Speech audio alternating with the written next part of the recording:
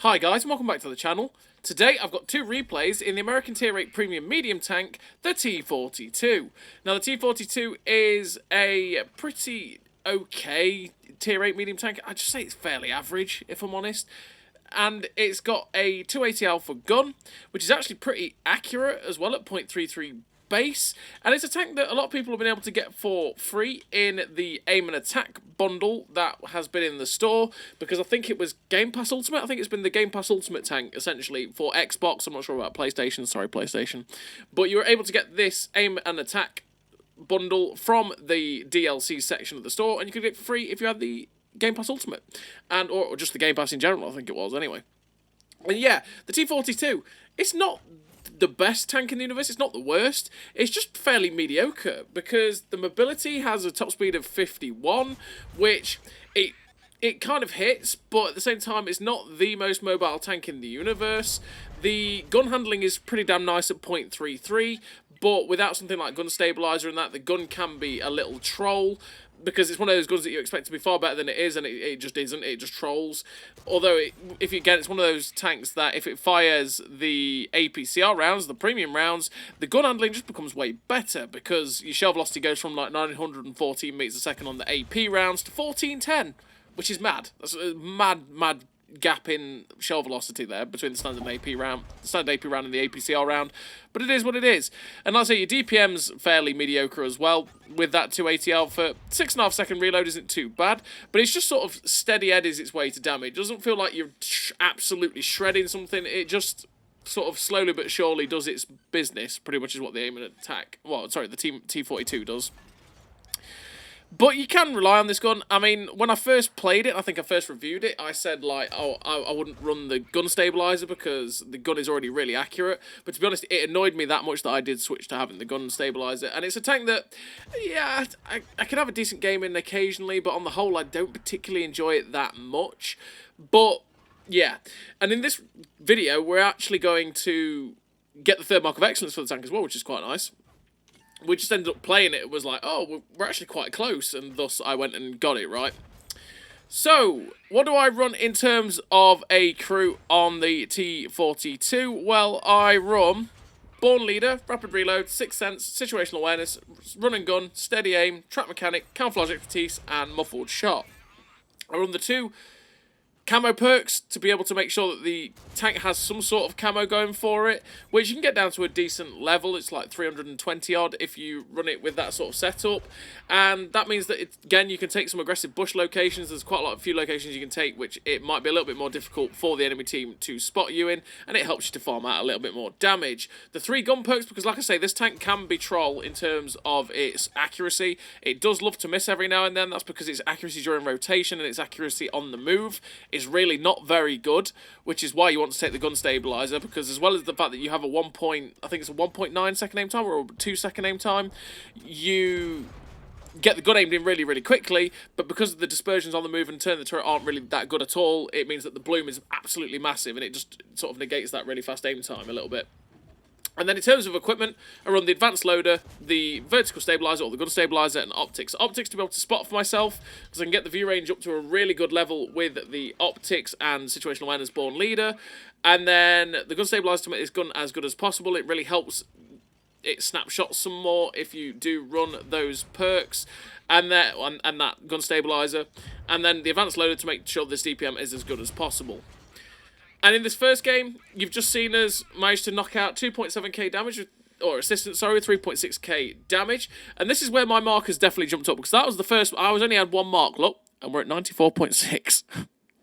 I think a lot of people have been playing this tank and getting it for free, and thus I'd played this tank a lot, and I was sat around the second mark, because yeah, before that game, I think I was at 82 or 83. I was very close to the second mark, but I hadn't played the tank in months. And then since then, obviously, the aim and attack bundle's been out. Everyone's got it for free, or should I say most of the Xbox players got it for free, and thus everyone's been playing a tank that basically got nobody buy it and nobody play it, and the marks dropped massively. And I went from like 83% to, 94.61. And it was like, well, if I'm at 94.61, I may as well finish it off, and this is quite literally, and you can tell by the dates on both end screens, this is quite literally the very next game.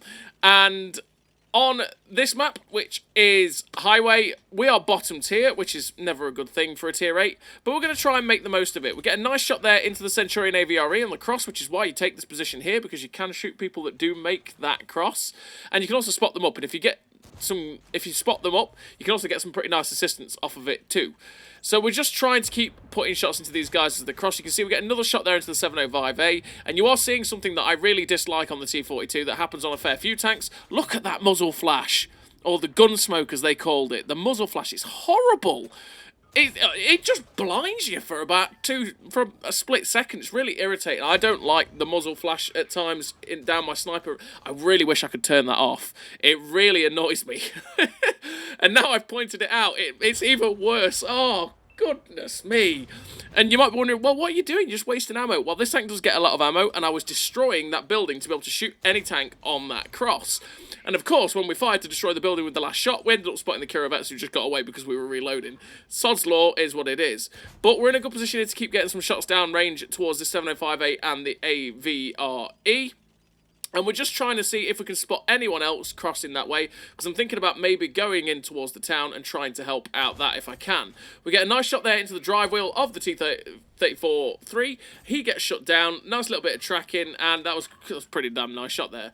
So we've decided, okay, it's time. We're going to go into the town, try and get rid of the 705A, help the team out, and then we can come back to defend the base if we need to. We've loaded the APCR because that is one of the thing about this tank. This tank has 208 penetration on the standard AP and 268 penetration on the APCR.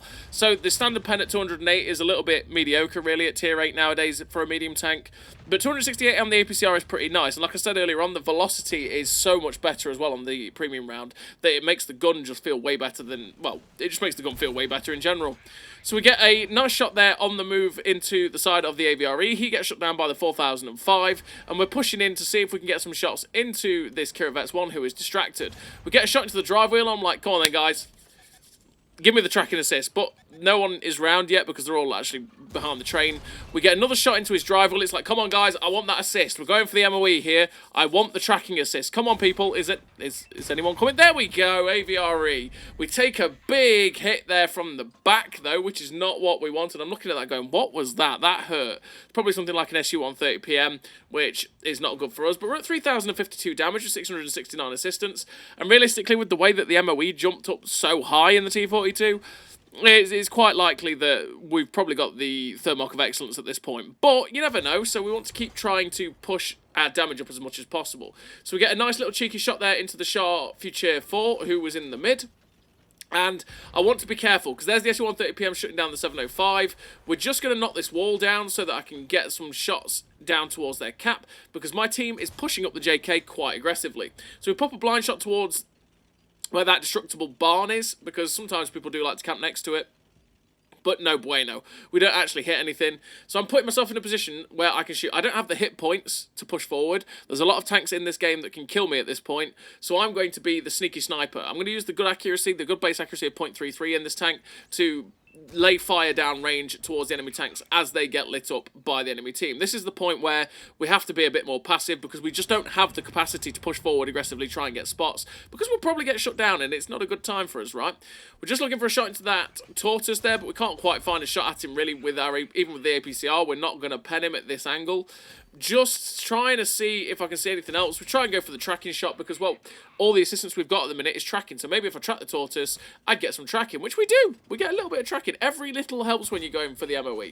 We shoot the building to try and reveal the FV2 on 5B because, well, he's either going to get shot by my team that way or he will end up being in a position where our team can't really shoot him, but I can, and we'll take that. The tortoise is currently hidden behind a silo, I think that is. We go for a shot into his side, but unfortunately, even with the 268 APCR pen, it's just not going in. The FV2 on 5B ends up driving out into a position where we could have shot him, but the AVRE shuts him down. And now my thought process is, well, get myself into a better position to shoot the tortoise in the side, and then get myself down under the bridge and put myself in a position where I can shoot anything that might be at B12, but stay safe from them, and also shoot the people that might be at A6, because that also might be a good plan too.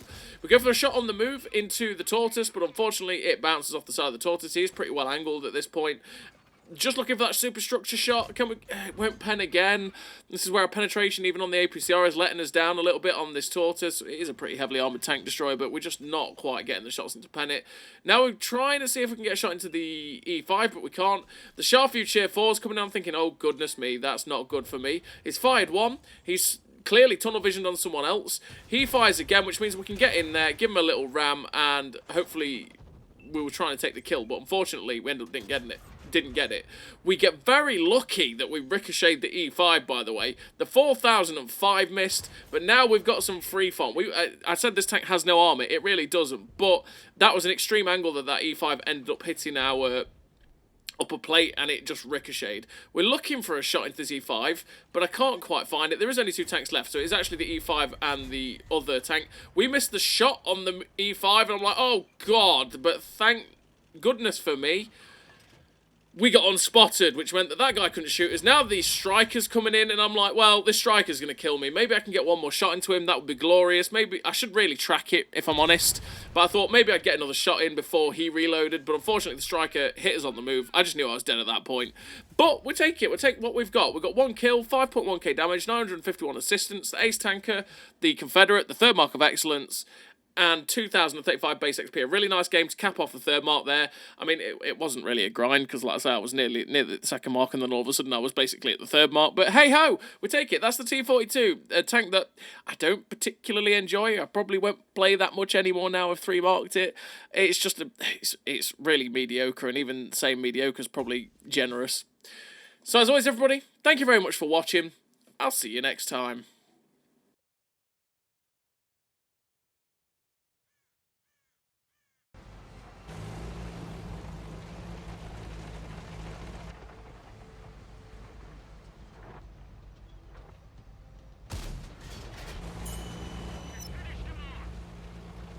A great success!